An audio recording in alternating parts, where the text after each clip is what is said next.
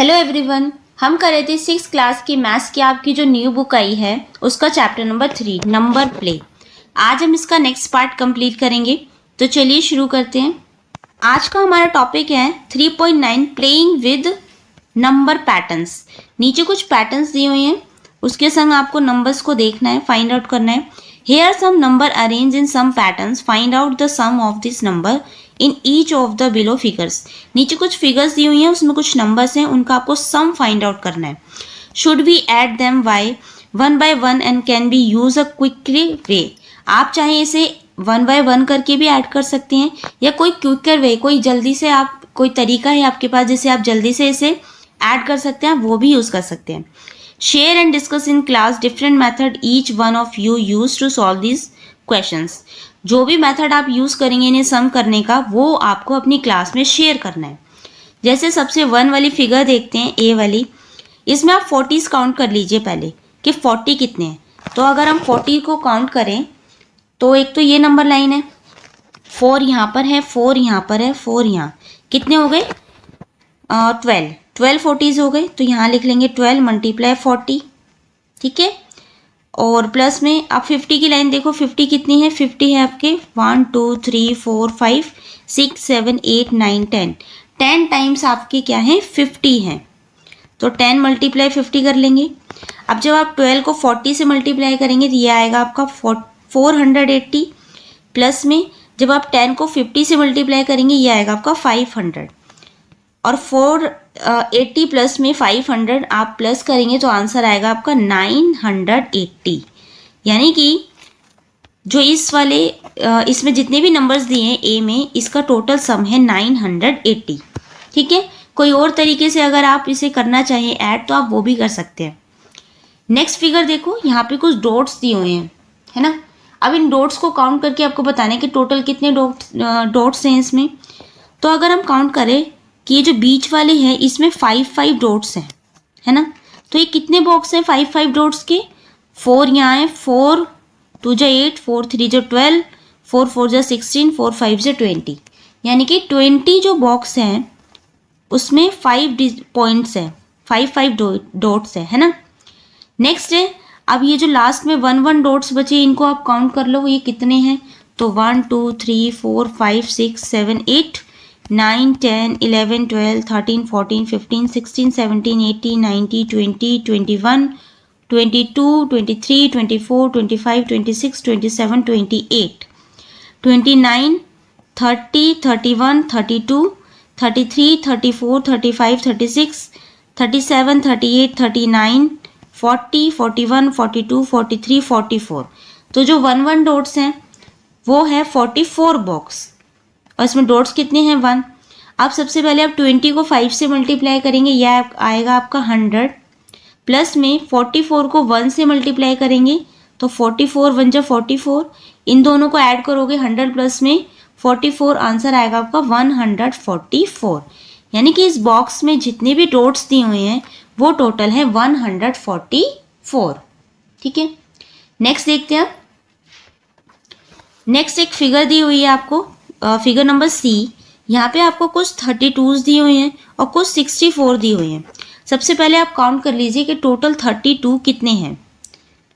तो इसको हम लिखते हैं, यहाँ लिख लेंगे ऊपर, ठीक है। तो 32 हैं टोटल, काउंट करते हैं पहले। 1 2 3 4 5 6 7 8 9 10 11 12 13 14 15 16 16 ये है, 16 ही है, 16 2 जो 32, यानी कि 32 टोटल 32 ही हैं, ठीक है। इनका ऐड हम कैसे निकालेंगे, मल्टीप्लाई करके। प्लस में अब बचे 64 कितने हैं, तो 64 हैं, काउंट करते हैं कितने हैं, 1 2 3 और 6 4 5 6 7 8 9 10 11 12 13 14 15 16 है हमारे 64। अब आप 32 को 32 से जब मल्टीप्लाई करेंगे तो आपका आंसर आएगा 1024, ठीक है। और जब आप 64 को 16 से मल्टीप्लाई करेंगे तो भी आपका आंसर आएगा 1024।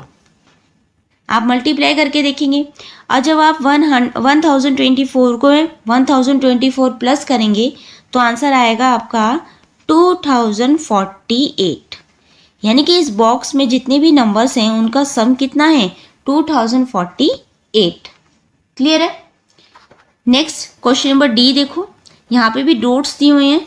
सबसे पहले रेड वाले बॉक्स को हम काउंट कर लेते हैं कितने हैं। बॉक्स में 3 डॉट्स हैं, इन डॉट्स को आपको काउंट करना है, और कुछ बॉक्स में 4 डॉट्स हैं, है ना। सबसे पहले आप काउंट कर लीजिए कि 4 डॉट्स कितने बॉक्स में हैं। तो बॉक्स काउंट कर लो 4 वाले, 1 2 3 4 5 6 7 8 9 10 11 12 13 14 15 16 17 18, यानी कि 18 बॉक्स हैं जिसमें 4 4 के डॉट्स है ना। नेक्स्ट है 3 3 वाले डॉट्स कितने हैं, आप पहले बॉक्स काउंट कर लो 1 2 3 4 5 6 7 8 9 10 11 12 13 14 15 16 17, तो 3 डॉट्स वाले 17 बॉक्स है।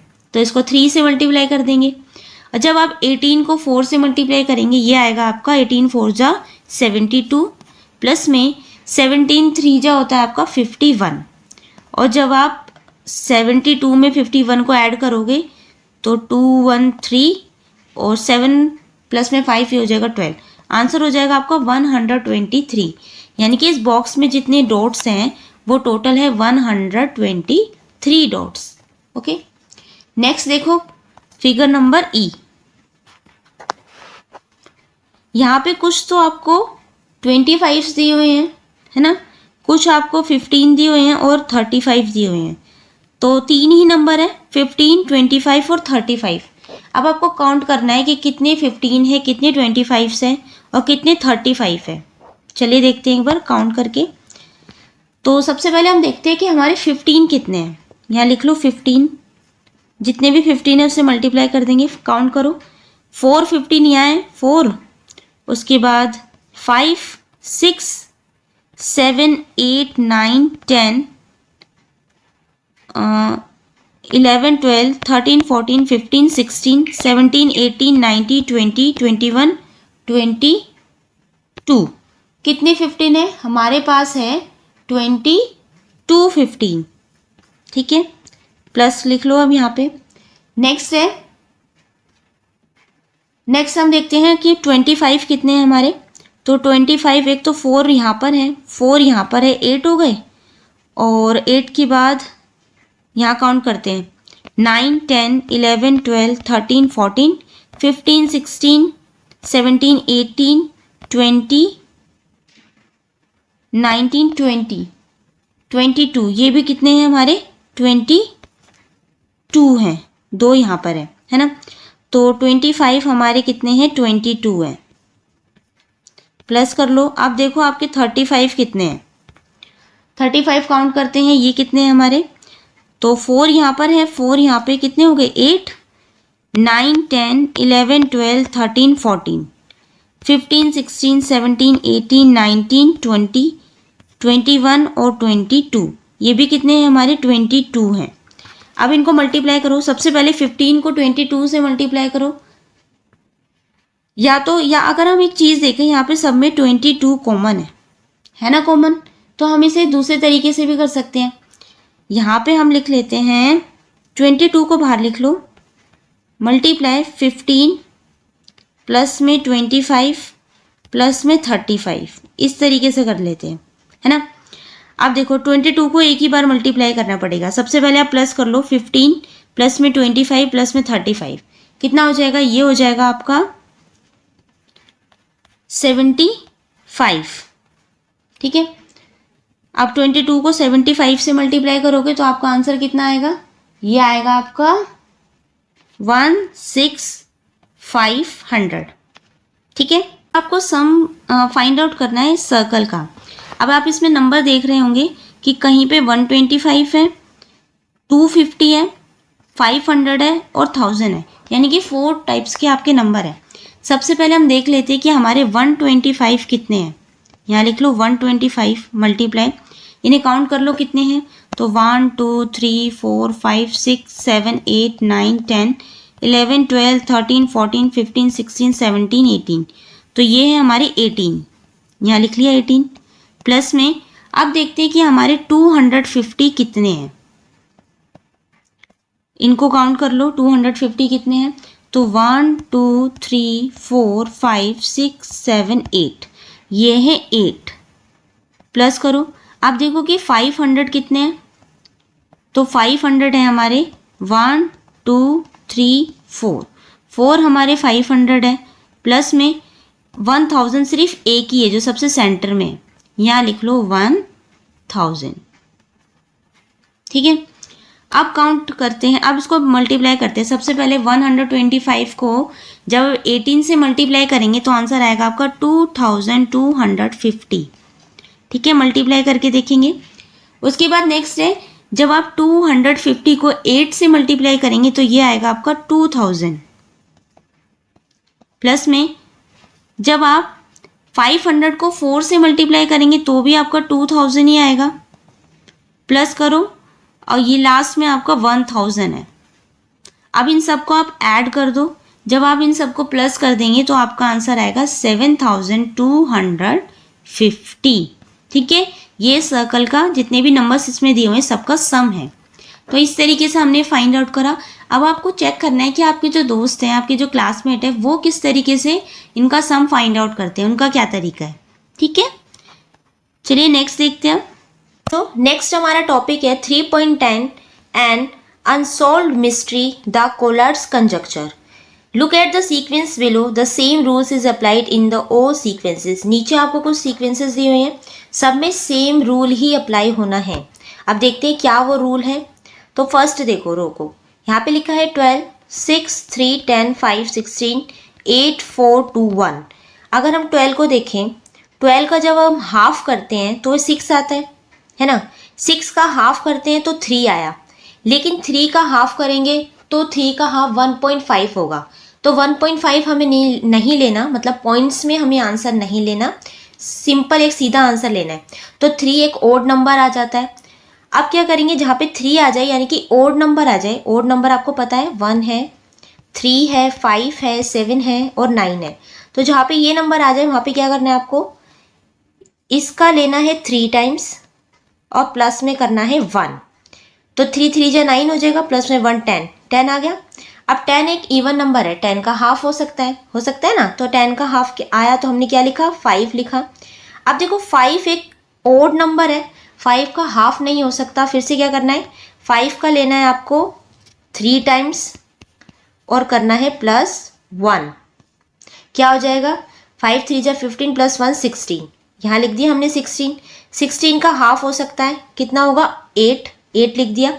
8 का हाफ होगा 4, ठीक है, 4 का हाफ हो जाएगा 2 और 2 का हाफ हो जाएगा 1। तो बेसिकली आपको ये नंबर 1 पे आके रुकना है, ठीक है, समझ में आया। सेकंड देखो बी वाला पार्ट, यहाँ पे है 17। 17 में यूनिट प्लेस पे 7 है, यानी कि एक ऑड नंबर है। 17 का हाफ नहीं हो सकता, तो क्या करेंगे, 17 को हम 3 से मल्टीप्लाई करेंगे और प्लस में 1 करेंगे।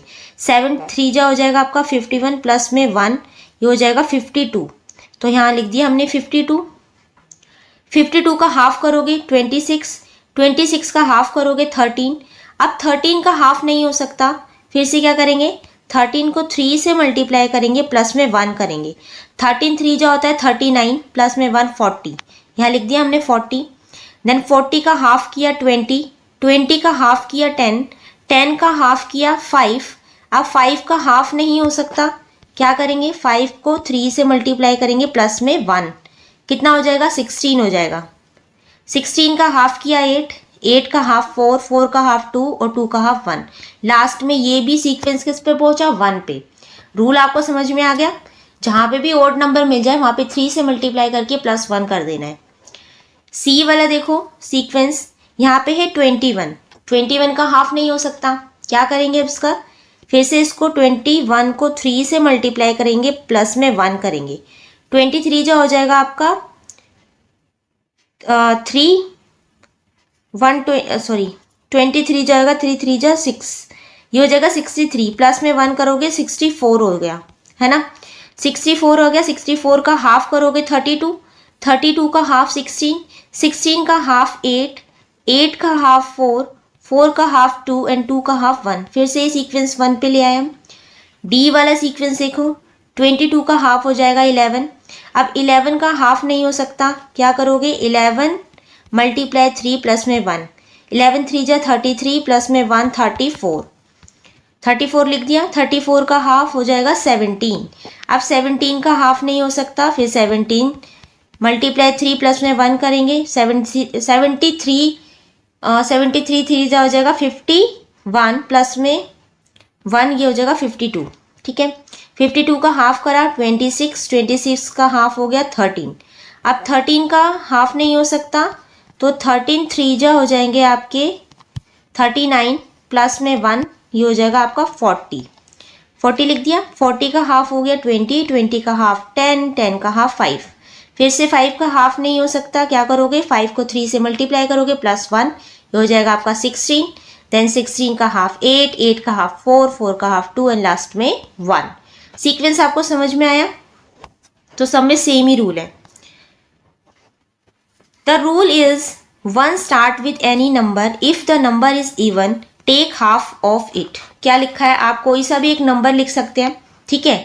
अगर नंबर आपका इवन है तो आप उसका हाफ लेंगे, यानी अगर नंबर में लास्ट में आपके 0, 2, 4, 6, 8 आता है तो आप उसका हाफ कर सकते हैं। If the number is odd multiply it by 3 and add 1 repeat. और अगर आपका नंबर ओड आ जाता है तो आपको उसको 3 से मल्टीप्लाई करना है और लास्ट में ऐड 1 करना है। Notice that all 4 sequences above eventually reach the number 1। तो हमने देखा जितने भी सीक्वेंसेस से लास्ट में 1 पे पहुंच जाते हैं। In 1937 the German mathematicians Lothar Collatz conjecture that the sequence will always reach 1। तो ये एक मैथमेटिशियंस थे जिन्होंने ये सीक्वेंस दिया था, ठीक है, जिसमें लास्ट में 1 पे ही पहुंचती है। Regardless of the whole numbers you start with, आप चाहे किसी भी होल नंबर से ये जो सीक्वेंस है स्टार्ट कर सकते हैं। इवन टुडे, आज भी, despite many mathematicians working on it, आज भी बहुत सारे जो मैथमेटिशियंस है इस सीक्वेंस के ऊपर काम कर रहे हैं कि लास्ट में हमेशा 1 ही आता है। It remains an unsolved problem as to whether Collatz conjecture is true. तो ये जो है एक अनसॉल्व पहेली की तरह है, ठीक है, जो अभी तक सॉल्व नहीं हुई है। तो ये ट्रू है, तो हम इसको देख रहे हैं कि कैसे हम मल्टीप्लाई 3 करते प्लस 1 करते, लास्ट में हमारा 1 ही आ रहा है ना। Collatz conjecture is one of the most famous unsolved problem in mathematician. ये बहुत फेमस अनसॉल्व एक पहेली की तरह प्रॉब्लम है इन मैथमेटिशियंस में, ठीक है, मैथमेटिक्स में। Make some more Collatz sequences like those above starting with your favourite whole number. आपको ऐसे बहुत सारे कोलार्ड सीक्वेंस बनाने हैं, अपने फेवरेट होल नंबर से आप स्टार्ट कर सकते हैं। डू यू ऑलवेज रीच 1, आपको ये भी देखना है कि आप हमेशा 1 पर पहुंचते हैं। Do you believe the conjecture of Collatz that all sequences will eventually reach 1, why और वाई नॉट। तो आपको ये भी देखना है कि आप 1 पे पहुंचते हैं या नहीं, और नहीं पहुंचते तो क्यों नहीं पहुंचते, ठीक है। अपनी मर्जी से एक नंबर आपको सोचना है और उसको इस कोलार्ड कंजक्चर की तरह करके देखना है, ठीक है। नेक्स्ट अब टॉपिक देखते हैं हम आपका 3.11 simple estimations.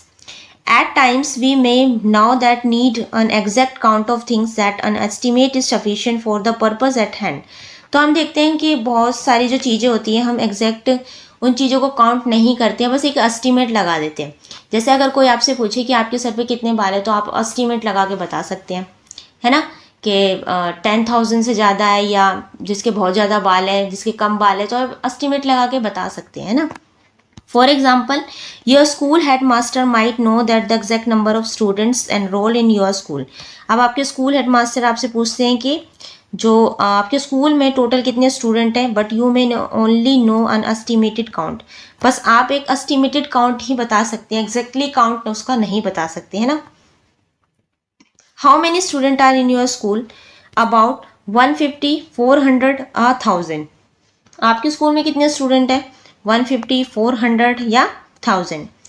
प्रोमिता's class section has 32 children. अब प्रोमिता है, उसकी सेक्शन में 32 चिल्ड्रन है। The other 2 sections of her class have 29 and 35 children. और ऐसे ही 2 सेक्शन और हैं, उनमें एक सेक्शन में है 29 और दूसरे में 35 student. So she estimated the number of children in her class to be about 100। तो वो एक एस्टिमेट लगा के बता देती कि लगभग 100 बच्चे होंगे तीनों सेक्शन में, ठीक है।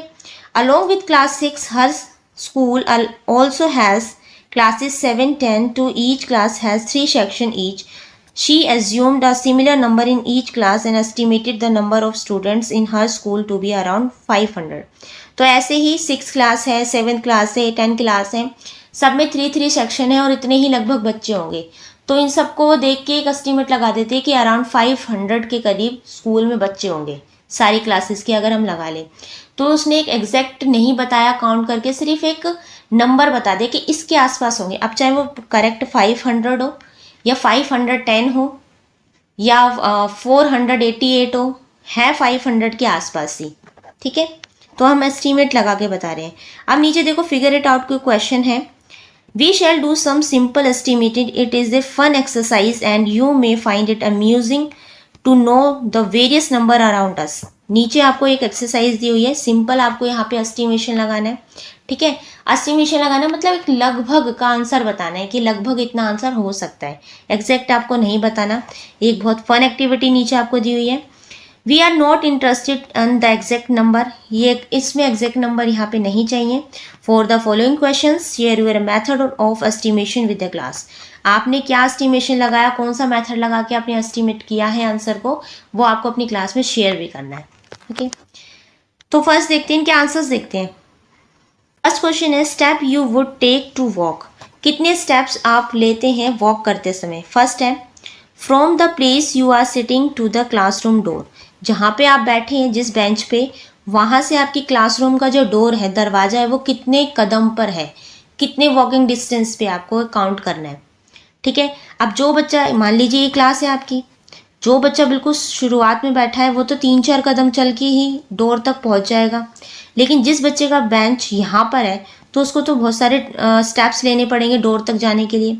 तो यहाँ पे सबका आंसर अलग अलग होगा, आप अपने अकॉर्डिंग आंसर देंगे, ठीक है। तो मैंने यहाँ लिखा है कि 35 स्टेप्स, ओके।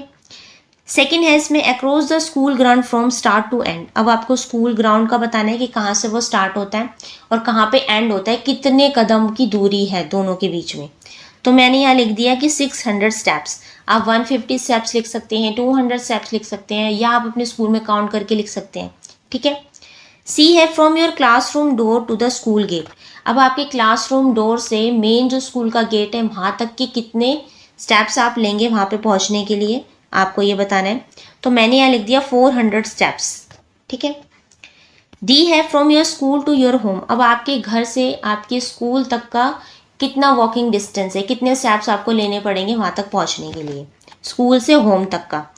तो मैंने यहाँ लिख दिया 10,000 स्टेप्स। आपको काउंट नहीं करने हैं, आपको सिर्फ एक एस्टिमेशन लगा के बताना है, ठीक है, कि लगभग इतना हो सकता है ऐसे।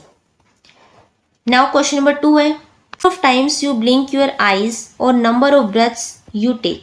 अब आपको बताना है कि आप कितनी बार अपनी आईज को, आंखों को ब्लिंक करते हैं यानी झपकते हैं, और कितने ब्रेथ लेते हैं, सांस लेते हैं।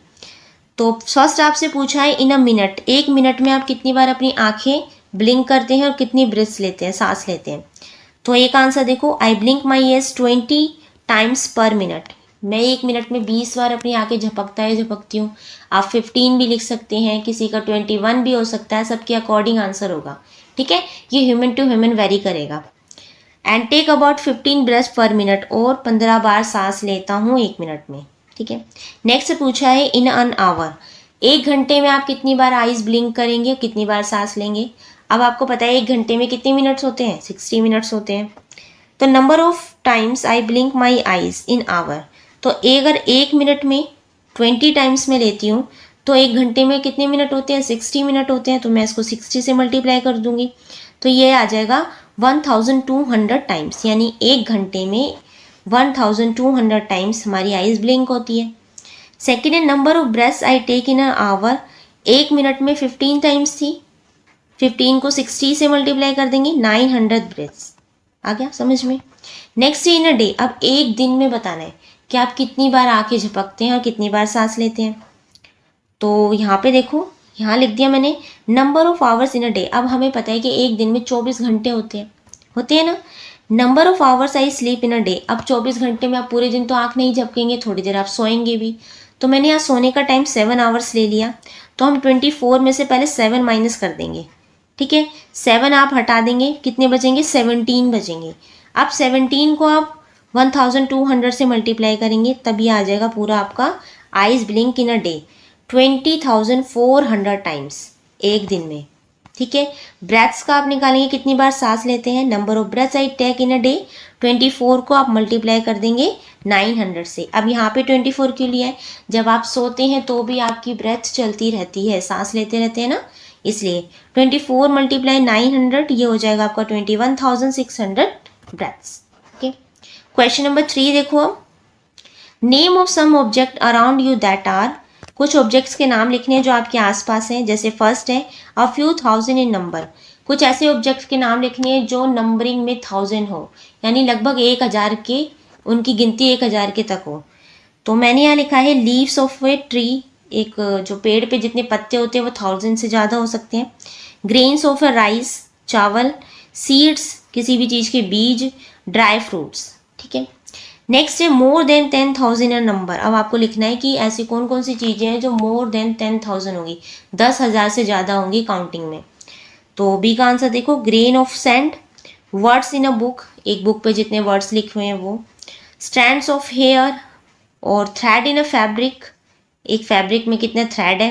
Pixel on a TV screen, ठीक है। इसके अलावा अगर आप कोई और चीज़ लिखना चाहें आप वो भी लिख सकते हैं। नेक्स्ट देखते हैं क्वेश्चन है, इसमें एस्टिमेट द आंसर्स करने हैं आपको, दोबारा से एस्टिमेट ही लगाना है। Try to guess with 30 second, तो नीचे आपसे क्वेश्चन पूछेंगे, आपको गेस करना है, 30 सेकेंड्स में जवाब देना है। Check your guess with your friends, और जो भी आंसर देंगे आपको अपनी फ्रेंड के साथ वो चेक भी करना है। फर्स्ट पूछे आपसे number of words in your mathematics books, आपकी जो मैथ्स की बुक है उसमें कितने नंबर ऑफ वर्ड्स हैं, मोर देन 5,000 है या लेस देन 5,000 है, 5,000 से ज़्यादा है या 5,000 से कम है। तो सोल्यूशन हो जाएगा मोर देन 5,000 है, 5,000 से ज़्यादा वर्ड्स तो होंगे ही, है ना, एस्टिमेट है। सेकंड क्वेश्चन पूछा है number of students in your school who travel to school by bus, तो आपको बताना है आपके स्कूल में कितने ऐसे बच्चे हैं जो स्कूल में बस से ट्रैवल करते हैं स्कूल तक आने के लिए। तो मोर देन 200 होंगे या लेस देन 200, तो मोर देन 200 हो गए, 200 से ज़्यादा बच्चे हैं जो बाय बस स्कूल आते हैं, ठीक है। क्वेश्चन नंबर 3 है Roshan wants to buy milk and 3 types of fruit to make fruit custard, जो रोशन है वो दूध खरीदना चाहता है और 3 तरीके की फ्रूट्स खरीदना चाहता है फ्रूट कस्टर्ड बनाने के लिए 5 लोगों के लिए, ठीक है।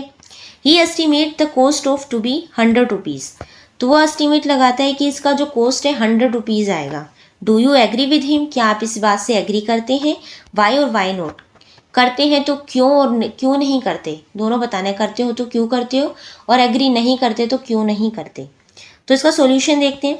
सबसे पहले हम देखते हैं एस्टिमेटेड कॉस्ट ऑफ मिल्क, कम से कम मिल्क होगा 5 लोगों के लिए 60 रुपीज़ का आ जाएगा।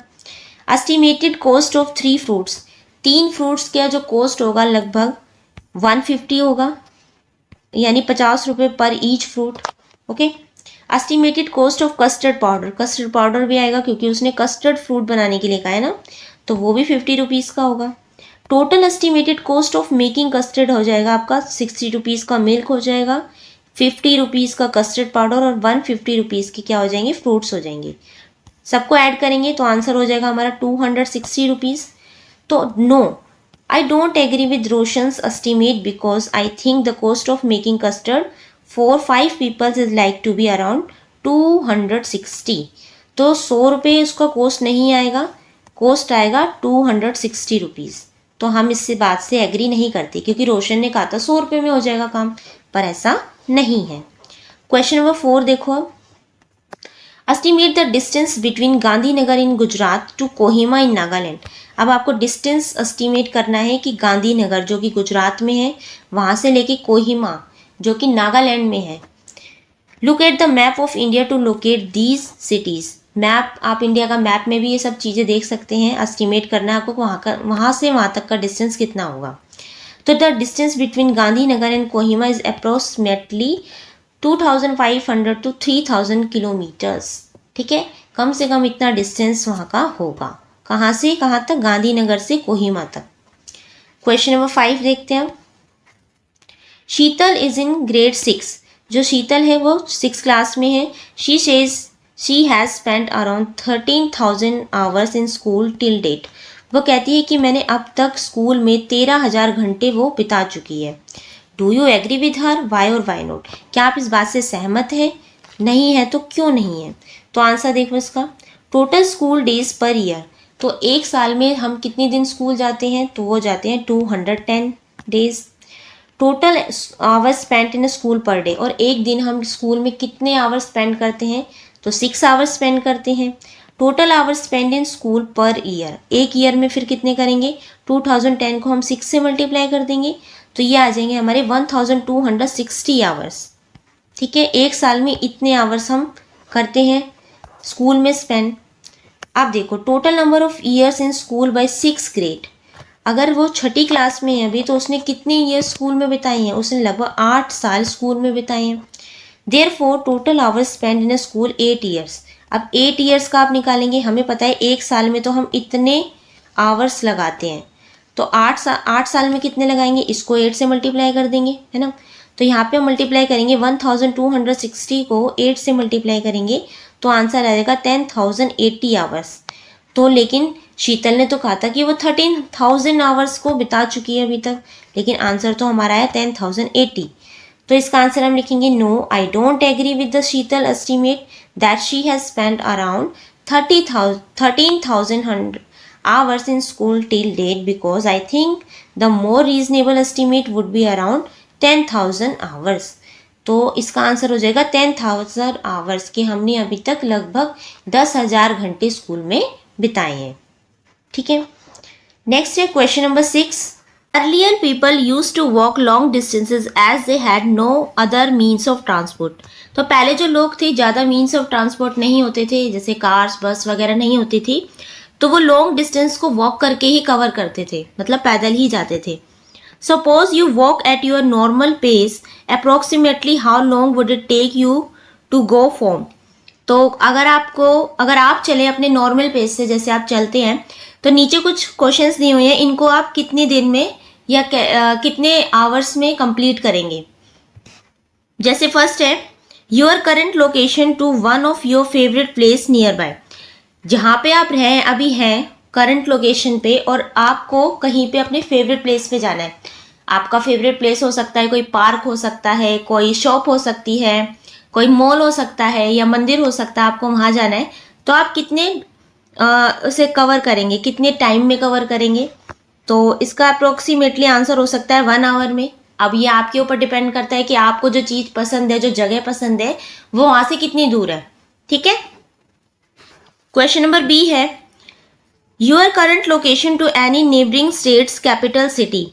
तो जहाँ पे आपकी करंट लोकेशन है आपके स्टेट में, तो आपकी जो नेबरिंग पड़ोसी देश की जो कैपिटल सिटी है, वहाँ तक जाने में आपको लगभग कितना समय लगेगा। मान लीजिए अगर आप दिल्ली में रहते हैं और आपको आपके पड़ोसी देश के पास में कोई भी सिटी है, कैपिटल सिटी है, वहाँ पे जाना है, तो आपको कितना टाइम लगेगा। इसके अराउंड 7 to 8 डेज लग सकते हैं। अभी आप पे डिपेंड करता है कि आपकी जो जहाँ पे आप रहते हैं वहाँ से आपका नेबरिंग स्टेट की करंट सिटी कितनी दूर है। ठीक है, तो सबका ये आंसर अलग अलग हो सकता है। क्वेश्चन नंबर सी है, the southernmost point in India to the northernmost point in India. अब आपको भारत का जो सबसे ऊपर जम्मू कश्मीर में जो पॉइंट है, वो वहाँ से लेके नीचे कन्याकुमारी तक अगर आपको जाना है, आप पैदल जाएं, ठीक है, तो आपको कितने दिन लगेंगे। तो यहाँ पे अराउंड 100 डेज लिखे हैं, बल्कि पैदल चल के आप जाएंगे तो 100 डेज नहीं, इससे ज़्यादा दिन लगेंगे आपको, लगभग 6 मंथ भी यहाँ पे लग सकते हैं। ठीक है, अप्रोक्सीमेट आंसर देना था, एग्जैक्ट आंसर नहीं देना, तो 6 मंथ लिख सकते हैं, 100 डेज से तो ज़्यादा ही लगेंगे। ठीक है, नेक्स्ट है क्वेश्चन नंबर 7 है, make some estimations questions and challenge your classmate. अब आपको भी ऐसे कुछ क्वेश्चंस बनाने हैं और अपने क्लासमेट को चैलेंज करने हैं। ठीक है, to be done by students, ये काम आप खुद करेंगे। चलिए नेक्स्ट देखते हैं। नेक्स्ट आपका टॉपिक है 3.12 गेम्स एंड विनिंग स्ट्रैटेजीज। तो ये कुछ गेम्स के रूल बता रखे हैं, ये आप खुद पढ़ लेना, इतने मोस्ट इंपॉर्टेंट तो ये नहीं है। ठीक है, कुछ रूल्स हैं गेम्स के, वो आप खुद रीड करके अपने दोस्तों के साथ खेल सकते हैं। अब हम क्वेश्चंस देख लेते हैं फिगर इट आउट के। क्वेश्चन नंबर फर्स्ट है, there is only 1 super cell in this grid. यहाँ पे आपको एक ग्रिड दी हुई है, इस ग्रिड को आप ध्यान से देखिए, तो इसमें एक ही सुपर सेल है। सुपर सेल क्या होती थी, सुपर सेल होती थी जो सुपर सेल होती थी उसके साथ में जितने भी उसके नेबरिंग नंबर्स होते थे वो सुपर सेल नहीं होते थे, वो सुपर सेल से छोटे नंबर होते थे। ठीक है, if you exchange 2 digit of one of the numbers there will be 4 super cells. यहाँ लिखे है कि अगर आपको ये जो सुपर सेल है 62,871, इसमें आपको कोई भी 2 डिजिट ऐसे चेंज करनी है जिससे कि ये सबसे छोटा नंबर बन जाए। ठीक है, और इसके आसपास जितने नंबर है वो सुपर सेल बन जाए। Figure out which digit to swap. तो कौन से 2 नंबर को आप स्वैप करेंगे जिससे जो बीच में जो सुपर सेल है वो सबसे छोटा नंबर बन जाए और इस सुपर सेल से हट जाए। तो देखो कैसे करेंगे इसे। हम करेंगे जैसे 62,871 था, इसमें हम 1 और 6 को एक्सचेंज कर देते हैं। जहाँ पे 1 लिखा है वहाँ पे 6 लिख देते हैं और जहाँ पे 6 है वहाँ पे 1 लिख देंगे। तो आपका नंबर बन जाएगा 12,876। ठीक है, if you swap the first digit 6 and the last digit 1 of the central cell 62,871, then there will be 4 super cells as shown in the figures below। अब आप देख सकते हैं कि जो बीच वाला नंबर है वो सुपर सेल नहीं रहा, बल्कि इसके साथ में जो नेबरिंग नंबर्स थे वो सुपर सेल बन गए। कैसे? अगर आप फर्स्ट इसको देखोगे तो ये है 23,609, इसके ऊपर देखो नेबरिंग सेल ये है 16,200 और नीचे देखो 19,381 और साथ में जो नंबर है वो है 12,876। सबसे बड़ा नंबर 23,609 है, इसलिए ये सुपर सेल बना। ओके, 39,344 को देखो तो इसके साथ में इधर जो नंबर है वो है 16,200 और इसके राइट में नंबर है 29,765 और ये है 12,876। तो सबसे बड़ा नंबर 39 ही है ना। नेक्स्ट देखो यहाँ पे है 50,319, इसके राइट में जो नंबर है वो 38,408 है। ठीक है, ये से छोटा है। लेफ्ट में नंबर है 19,381, ये भी छोटा है और अप में ऊपर जो इसके नंबर है वो है 12,876। तो सुपर सेल बन गया हमारा 50,319। नेक्स्ट आपका सुपर सेल बना 45,306, इसके जो नेबरिंग नंबर्स हैं एक है 29,765, एक है 38,408 और एक है 12,876। ये सब क्या है, इससे छोटे हैं, इसलिए 45,306 एक सुपर सेल है। तो आपने देखा पहले तो इस ग्रिड में केवल एक ही सुपर सेल था, लेकिन जब हमने इसके नंबर्स को डिजिट्स को एक्सचेंज कर दिया तो यहाँ पे 4 सुपर सेल्स हमें मिले, है ना। नेक्स्ट है क्वेश्चन नंबर 2 है। यहाँ आपसे बोला है कि how many round does your year of birth take to reach the Kaprekar constant. तो आपका जो भी ईयर ऑफ बर्थ डेट है, मान लीजिए आपका बर्थ 2012 में हुआ है या 2013 में हुआ है या 2014 में हुआ है, जो भी आपकी ईयर ऑफ बर्थ है उससे आपको काप्रेकर कांस्टेंट तक पहुंचना है। काप्रेकर कांस्टेंट क्या नंबर था, वो था 6174, ये नंबर था ना, इस नंबर तक पहुंचना है।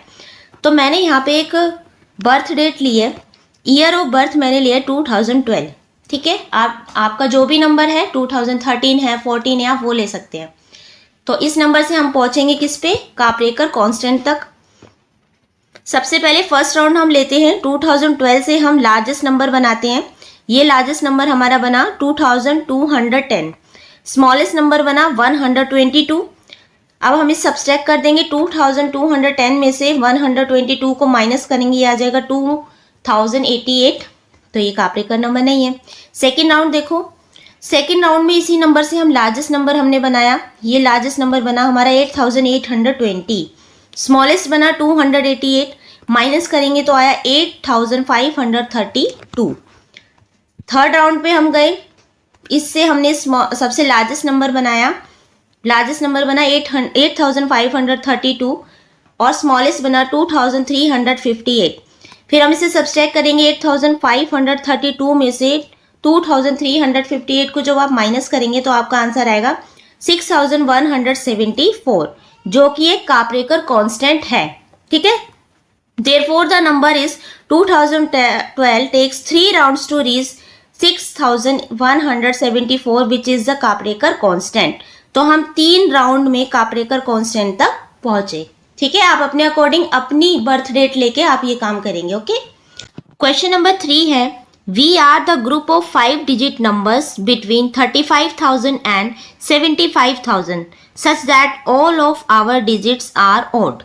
यहाँ बोला है कि मैं एक 5 डिजिट का नंबर हूँ, यानी मेरे पास 5 डिजिट्स हैं और मैं 35,000 से 75,000 के बीच में कोई नंबर हूँ और मेरी सारी डिजिट्स कैसी है? ओड है. ओड यानी कि 1, 3, 5, 7 या 9 होगा. ठीक है, ये ओड्स नंबर से शुरू होगी. Who is the largest number in our group? अब मेरे ग्रुप में सबसे लार्जेस्ट यानी बड़ा नंबर कौन सा होगा? Who is the smallest number in our group? और हमारे ग्रुप में सबसे स्मॉलेस्ट यानी सबसे छोटा नंबर कौन सा होगा? And who among us is the closest to 50,000? और मेरे ग्रुप में से 50,000 के पास कौन सा नंबर होगा, ये आपको बताना है. तो लार्जेस्ट नंबर हमने लिया 73,999. तो क्यों लिया 73? देखो यहाँ हो जाएगा वंस प्लेस, टेंस, 100, 1000 एंड 10,000. ठीक है, सबसे पहले हम 10,000 और 1000 प्लेस को देखेंगे. अगर हम 10,000 पे 7 रखते हैं, ठीक है, और 1000 प्लेस पे हम यहाँ पे क्या है 5 है ना, तो 5 से छोटा नंबर ही हमें रखना पड़ेगा. 5 से छोटा 3 है क्योंकि ओड नंबर ही तो देखने हमें, ये है ओड नंबर. तो 5 तो दे रखा है तो उससे छोटा हमें क्या मिलेगा? 3 मिलेगा. तो हमने यहाँ 3 रख लिया और बाद में सबसे बड़े नंबर लिख लो, है ना. सबसे लार्जेस्ट नंबर हो जाएगा 73,999. स्मॉलेस्ट नंबर बनाने के लिए हम क्या करेंगे? तो सबसे पहले जो ऑड नंबर में से स्मॉलेस्ट नंबर देखेंगे तो 3 ले लेते हैं क्योंकि 35,000 के से मतलब बाद में होना चाहिए. तो हमने 3 ले लिया, उसके बाद 5 ले लिया, लास्ट में छोटे नंबर रख दो 111. 35,111 ही हो जाएगा स्मॉलेस्ट नंबर. अब बोला है कि 50,000 के पास कौन सा नंबर होगा, तो ये होगा 51,111. ओके, नेक्स्ट है क्वेश्चन नंबर 4. देख तो, estimate the number of holidays you get in a year including weekends, festivals and vacations. आपको अपनी हॉलीडेज को इंक्लूड करना है कि आपको एक साल में कितनी हॉलीडेज मिलती है, कितनी छुट्टियां मिलती हैं. तो इसमें आपको अपने वीकेंड्स भी देखने हैं, कितने वीकेंड्स होते हैं पूरी ईयर में, कितने फेस्टिवल्स की छुट्टियां मिलती हैं और कितनी वेकेशंस की छुट्टियां मिलती हैं, चाहे वो समर वेकेशंस हो या विंटर वेकेशन हो. Then try to get an exact number and see how close your estimate is. फिर आपको अपना एक एस्टिमेट लगाना है, उसके बाद अपनी टीचर से कंफर्म करना है कि आप जिस एस्टिमेट पे पहुंचे वो करेक्ट है या नहीं. ठीक है, आपकी टीचर ही बताएंगी रियल में कि कितनी छुट्टियां हमने लास्ट ईयर आपको मिली. तो estimated number of holidays in a year including weekends, festivals and vacations हम करते हैं 120 हमने एस्टिमेट लगाया. जैसे number of weeks in a year, अब आपको पता होना चाहिए कि एक साल में कितने वीक्स होते हैं, तो ये 1 ईयर में होते हैं 52 वीक्स और हर वीक में 7 डेज होते हैं, है ना. हॉलीडेज ऑफ संडे, अब 52 वीक्स में 52 क्या होंगे?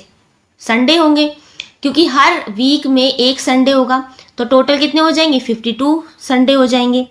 उसके बाद हॉलीडेज ऑन सैटरडे, यानी सेकंड सैटरडे की भी आपकी छुट्टी मिलती है, तो 2 हॉलीडेज पर मंथ, हर महीने आपको 2 सैटरडेज की छुट्टी मिल जाती है. सेकंड सैटरडे की लगाएंगे हम सैटरडे, कई कई स्कूलों में सैटरडे की भी होती है. ठीक है, सेकंड सैटरडे के अलावा हर बार जितने भी सैटरडे आते हैं उसकी भी होती है. तो 2 लगा लिए यहाँ पे, ये हो जाएंगे 24 डेज. उसके बाद public holidays 15 days. Summer vacation हमने लगा लिया 45 डेज, कहीं कहीं 50 डेज की भी छुट्टियाँ होती हैं. विंटर वेकेशन 15 डेज लगा लिया, किसी किसी स्कूल में 20 डेज भी होते हैं. ठीक है, आप अपने अकॉर्डिंग करेंगे. फिर actual number of holidays in a year 52 plus में 24 प्लस में 15 प्लस में 45 प्लस में 15, ये हो जाएगा 151 डेज. ओके, सबका आंसर ये वेरी कर सकता है, अलग अलग हो सकता है, आप अपने अकॉर्डिंग अपने टीचर से पूछेंगे. क्वेश्चन नंबर 5 है, estimate the number of litres a mug a bucket on an overhead tank can hold. अब आपको एस्टिमेट बताना है कि एक मग में, एक बकेट यानी कि एक बाल्टी में, और एक ओवरहेड टैंक जो छत के ऊपर जो टैंक रखा होता है उसमें लगभग कितना पानी आता है. तो आपको एस्टिमेट ही बताना है. तो कैपेसिटी ऑफ ए मग हम लिखते हैं 0.3 लीटर्स, वैसे तो मिलीलीटर में होता है, यहाँ पे हमने लीटर्स में बता दिया इसको. ठीक है, 0.3 litre. Then capacity of a bucket, bucket में लगभग आ जाता होगा 20 लीटर पानी, तो यहाँ 20 लीटर्स रख दिया. 15 लीटर्स भी आ सकता है. ठीक है, capacity of an overhead tank 1000 litre, तो जो छत के ऊपर जो टैंक रखी होती है उसमें हमने 1000 लीटर लिखा है, 2000 लीटर भी होता है या 500 लीटर भी होता है, ठीक है। तो हमने ये लिख दिया 1000 लीटर, ओके। तो ये भी आप अपने अकॉर्डिंग लिखेंगे आंसर।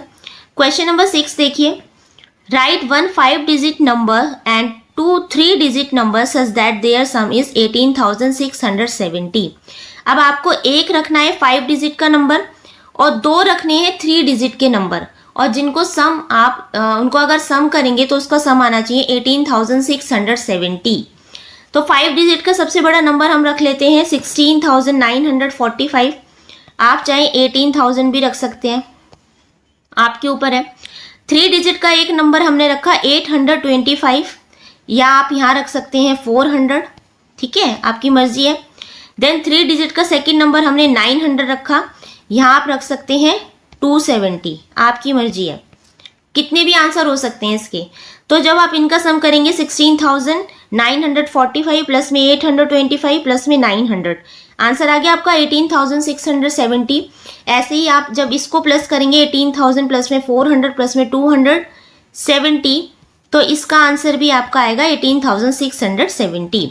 तो इस क्वेश्चन को करने के बहुत सारे तरीके हो सकते हैं, आप अपने अकॉर्डिंग कैसे भी कर सकते हैं, ओके। नेक्स्ट देखते हैं क्वेश्चन नंबर 7।